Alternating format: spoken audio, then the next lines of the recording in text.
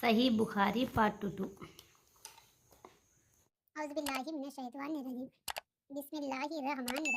పండుగల ప్రకరణం 1వ అధ్యాయం. 2 పండుగలను గురించి మరియు వాటిని జరుపుకునేటప్పుడు అలంకరించుకోవటం గురించి. హజ్రత్ అబ్దుల్లాహ్ బిన్ ఉమర్ రజియల్లాహు అన్హు ఇలా ఉల్లేఖించారు.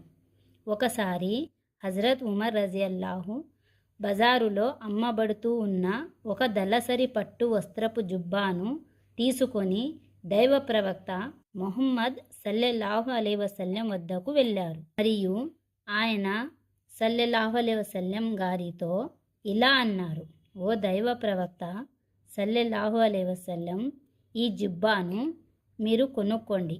పండుగ రోజున మరియు ఇతర దేశాల నుండి రాయబారులు వచ్చినప్పుడు దానిని ధరిస్తూ ఉండండి.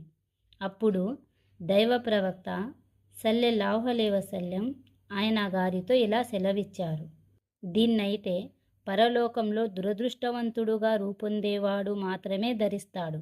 తరువాత హజ్రత్ ఉమర్ రజియల్లాహు అన్హు అల్లాహ్ కోరినంతసేపు అక్కడే ఉండిపోయారు.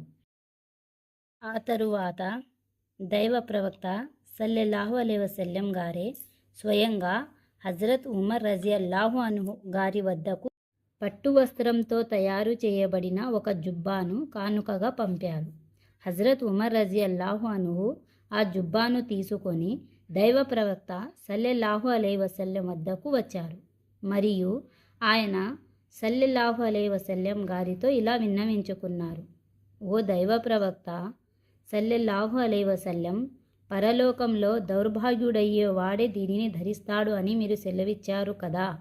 అలాంటప్పుడు మీరు నా వద్దకు ఈ జుబ్బాను ఎందుకు పంపినట్లు? దైవ ప్రవక్త సల్లెల్లాహు అలైహి వసల్లం ఇలా సెలవిచ్చారు: నేను దానిని నీవు ధరించాలని నీ వద్దకు పంపలేదు సుమా.